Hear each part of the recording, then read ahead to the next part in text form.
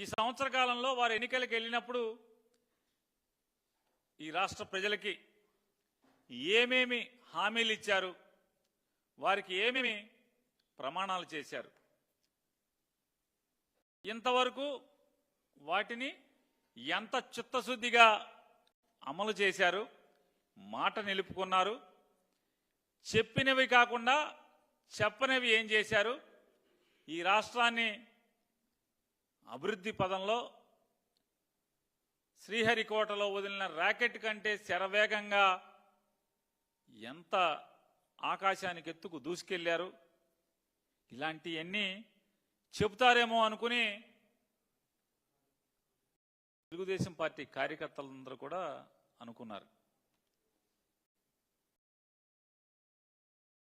అంటే మీటింగ్ పెట్టి ఇలా ముగ్గురు కలిసి యథావిధిగా చంద్రబాబు నాయుడు గారు 420 అబద్ధాలు చెప్తే ఆయన కొడుకు 840 అబద్ధాలు చెప్పాడు. ఈ మీటింగ్లో చంద్రబాబు నాయుడు గారు యథావిధిగా అలవాటు ప్రకారం 420 అబద్ధాలు చెప్తే కొడుకు లోకేష్ గారు 840 అబద్ధాలు చెప్పాడు. ఇంక మూడో ఆయన అయితే ఆయన రవితేజ గారి సినిమా ఏదో ఒకటి వచ్చింది, ఆయనకి హీరోకి కళ్ళు కనపడవు, ఏది కనపడినా ఏమో సార్ నాకు కనపడదా అంటాడు. అట్టా పవన్ కళ్యాణ్ గారు ఏదైనా సరే ఏమో సార్ నాకు కనపడదు, అంతా జగన్మోహన్ రెడ్డి కనపడుతున్నాడు అంటే మీటింగ్ చెప్తాడు ఆయన. ఇలా ముగ్గురు కలిసి ఏంటయ్యా అంటే సొంత డబ్బా జగన్మోహన్ రెడ్డి గారిని బూతులు తిడతాం, జగన్ గారి వ్యక్తిత్వ హననం వీళ్ళ సొంత డబ్బా. ఈ డబ్బా కొట్టుడికి మొత్తం ఎంత ఖర్చు అయిందయ్యా అంటే కోట్ల రూపాయలు ఖర్చు పెట్టారు. వాళ్ళు ఈ మీటింగ్కి వచ్చినటువంటి ఈ 100 మందో వీళ్ళ స్నాక్స్కే లక్షల్లో ఖర్చు అయిపోయిందని చెప్తున్నారు సచివాలయ ఉద్యోగులు. నిన్న సచివాలయానికి వెళ్తే ఇక దాంట్లో మొదలుపెట్టి వీళ్ళు ఏం చెప్తారంటే 2 భాగాలు వేశారు, ఇటో పక్క ఇటో పక్క. బోని మొదలు పెడతా, మొదటి పేజీ మిస్ గవర్నెన్స్ నుంచి ఏ హిస్టారిక్ మ్యాండేట్ అంటే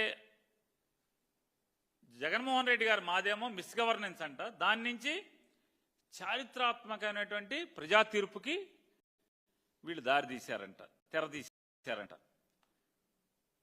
ఈ డబ్బాల్లో కొట్టుకుంటూ June 4 unpredicted result in country, దేశం మొత్తం మీద ఊహించని గెలుపు, 94% strike rate, mandate reflects the people's hope on NDA alliance. ఇక భగవంతుడు తెలియాలి ఎన్డీఏ అలయన్స్ ఇది చంద్రబాబు నాయుడు పచ్చి తెలుగుదేశం పార్టీ ప్రభుత్వమా, లేదు నిజంగా భారతీయ జనతా పార్టీ జనసేన పార్టీకి కూడా దీంట్లో భాగస్వామ్యం ఉందా లేదా అనేది ఇక భగవంతుడికి తెలవాలి, జనసేన కార్యకర్తలకి భారతీయ జనతా పార్టీ కార్యకర్తలకు తెలవాలి. Super 6 and election manifesto played a key role in the people's verdict.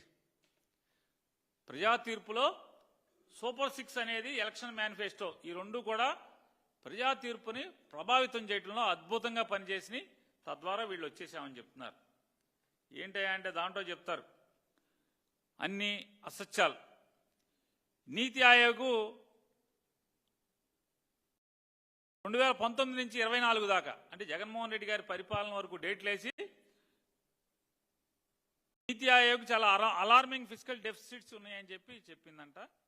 అలాగే 2022-23 స్కోర్డ్ 0 ఆన్ డెట్ సస్టైనబిలిటీ అంటే అప్పు తీసుకుంటాకి లేదా అప్పు వాయిదా చెల్లింపుకి కూడా స్తోమత లేని పరిస్థితిలోకి 2022-23లో వచ్చింది.